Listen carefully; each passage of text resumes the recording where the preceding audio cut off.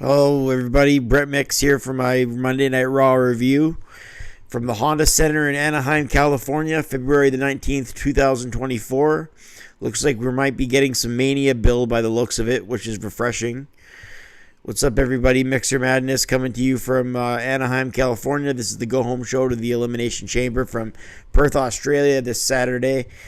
Should be a big one. The PLE, that is. Tonight's Raw, we had 5 confirmed matches going in, and we got 5 matches in total. My predictions, I believe I went 3 for 5, but we'll go over that. We opened the show with an outside shot of the Honda Center in Anaheim, California, with Jey Uso walking alone before his big IC title shot with Gunther tonight. And then they show the Judgment Day walking backstage as they're in an 8-man tag tonight. Also, I don't want to miss this opportunity to say hit like and subscribe if you're new to my channel.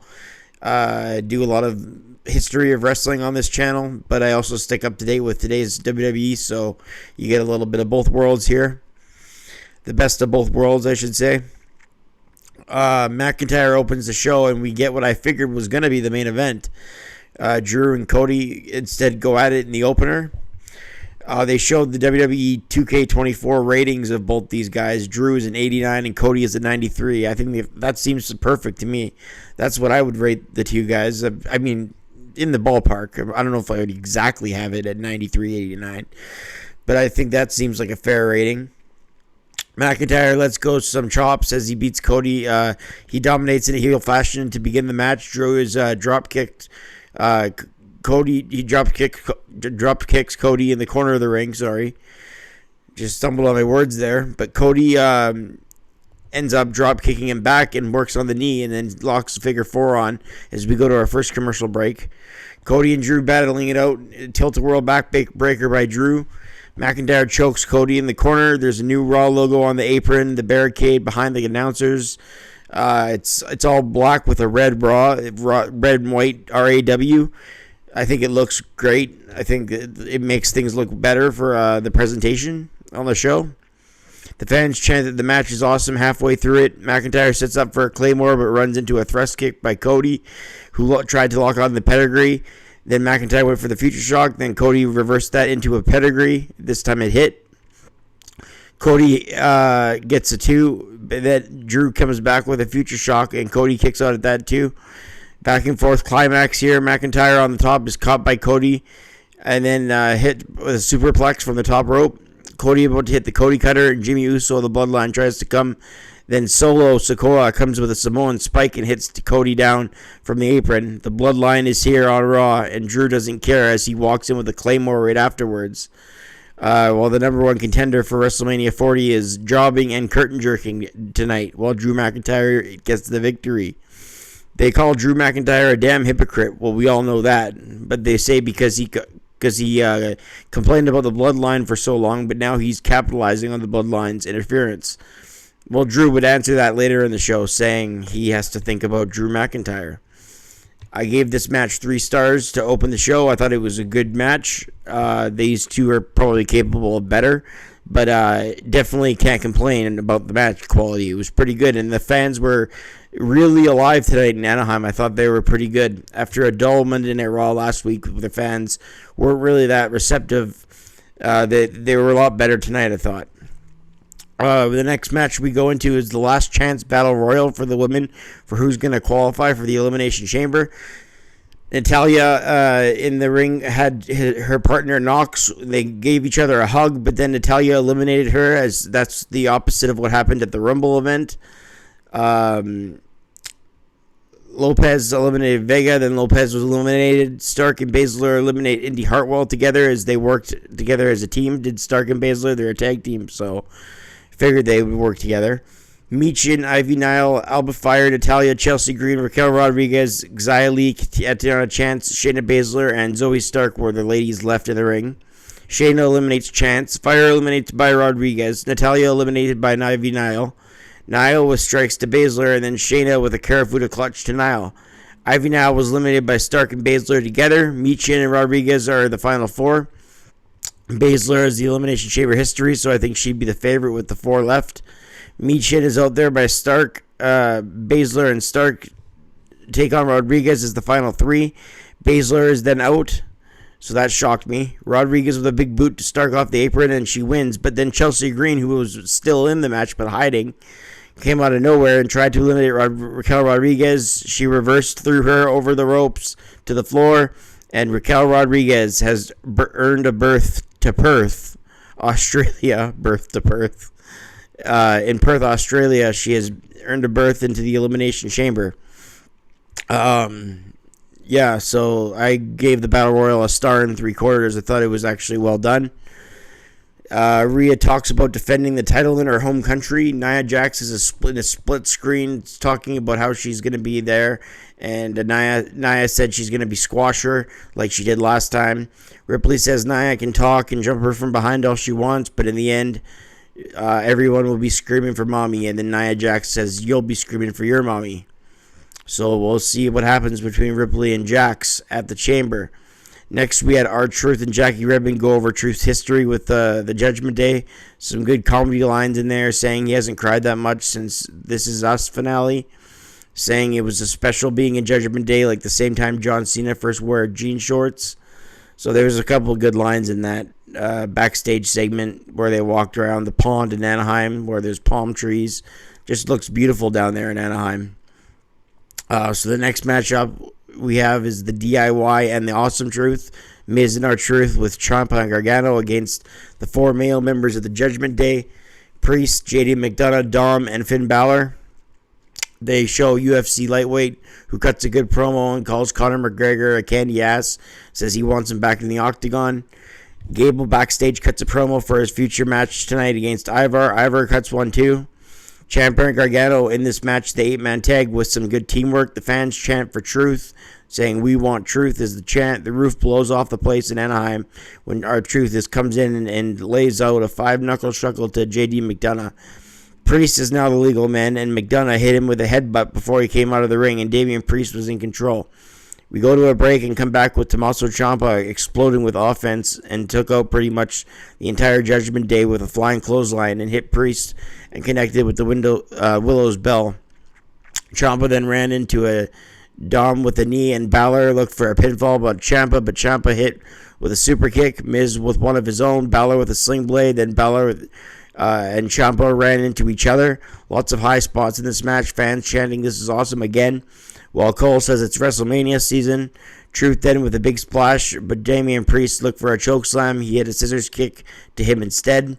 R-Truth almost put Priest away, but he was able to kick out.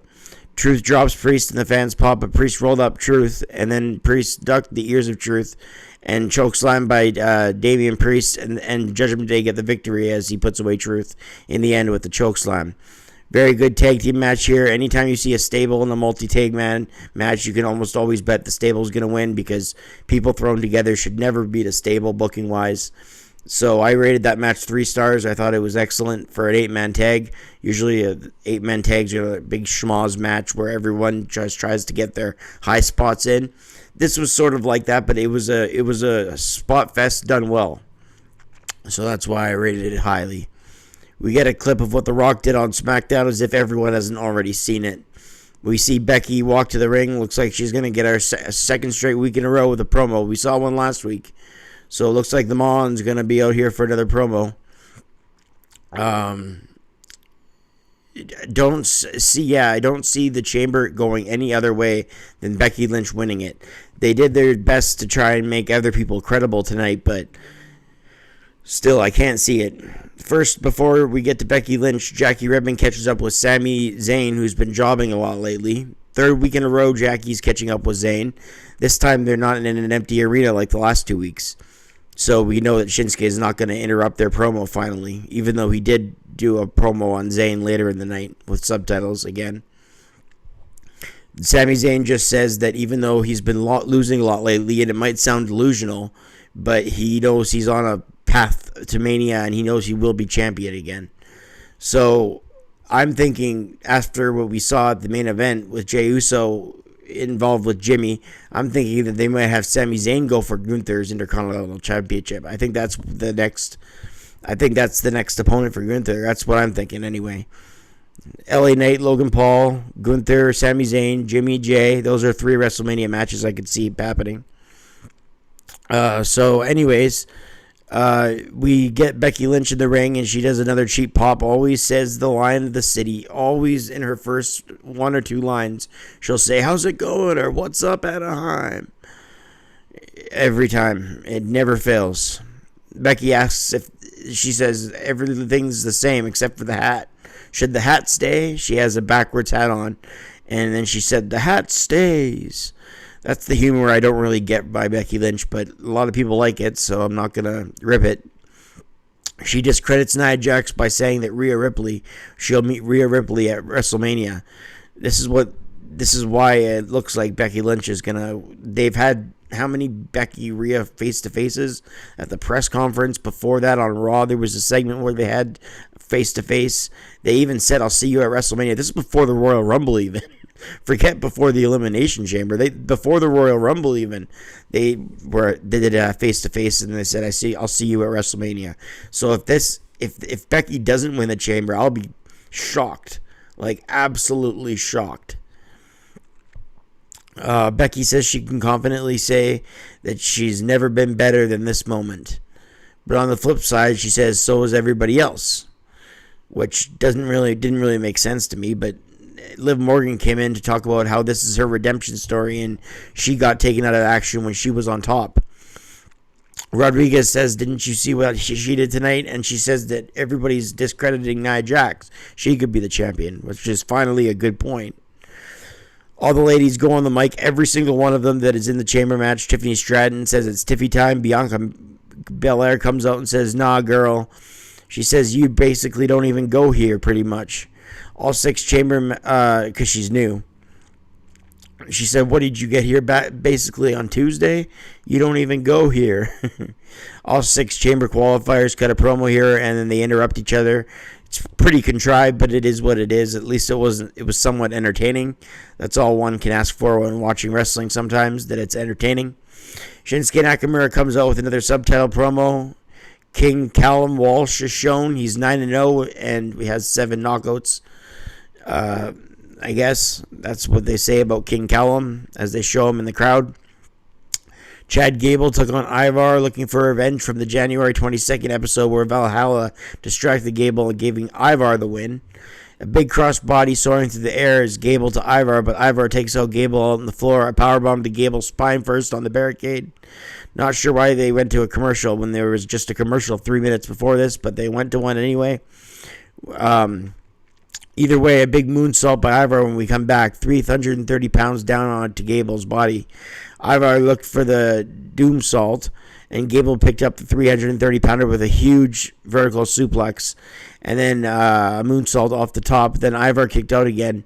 Gable with the ankle lock, and Gable gets the rematch victory. I rated it 2.5 stars. It was another one where the crowd really came alive during the match, added to the match a lot. Drew McIntyre talks backstage again like he's a face, even though he's a heel. He doesn't know how to stick to one character, but hey, he says he's the future world champion. Please no, we've seen Drew as champion. I remember not liking it, not because of the pandemic, but just because it was Drew McIntyre.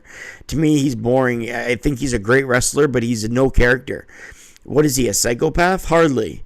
He's a warrior? Whatever. He's just there to me. His segments don't draw very well either. That's just a fact. When you look at ratings, quarter segments, Drew McIntyre's numbers they're usually always in the lower quarter hours. On Raw, they actually show that people tune away sometimes when he's been on there. I mean, sometimes it hasn't been that fair to dissect, but Drew McIntyre typically doesn't draw well compared to other main eventers. That's just a trend I've noticed. I mean, we can all have our opinions on Drew. I think he's a great wrestler, but a little bit boring as a character. But a lot of people love Drew. So hey, if you guys love Drew, that's great. But I'm just talking about a trend I noticed in the ratings. But hey, it's not to say the guy doesn't draw. I'm sure he has his fans out there. I'm sure that's why. I mean, he gets a reaction, right? I mean, that's all you can ask for. And he's definitely one of the best wrestlers on Raw. So I'm not like saying he's bad or anything. Next up, we got Gunther in the main event taking on Jey Uso for the WWE IC title. They really built this thing as if Jey Uso was going to win it.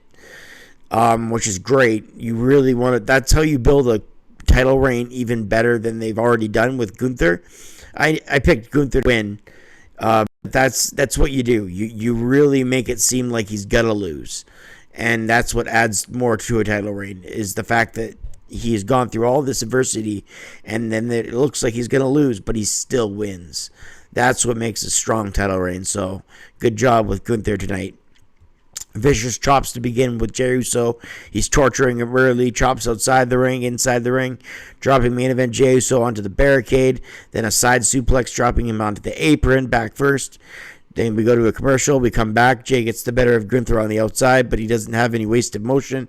Did Gunther, who locked in a Boston Crab on Jey. Gunther slowly dissected Jey with stiff uppercuts in the corner. Then Uso flies through the ring with a suicide dive. We go to our last commercial. We come back. Can main event Jey Uso win the world's IC title? That's the question. Fans yeet to all his moves. Gunther rips the flesh of main event Jey Uso with his chops. Gunther talks trash to Jey. Uso with an uppercut, and they exchange blows. Jey hits a spear out of nowhere, then Gunther kicked out. Gunther beat Jey to the top, who was going for a frog splash, but Gunther hits a superplex off the top instead. Gunther with T-Rex to retain but main event Jey Uso kicked out. Uso speared Gunther repeatedly 5 times in a row. Then goes for the frog splash. Jey had it won, but then all of a sudden somebody's ringing the bell, and they take their hood off, and it's none other than his brother Jimmy Uso, who was there earlier in the night. I think they should have saved Jimmy for the end.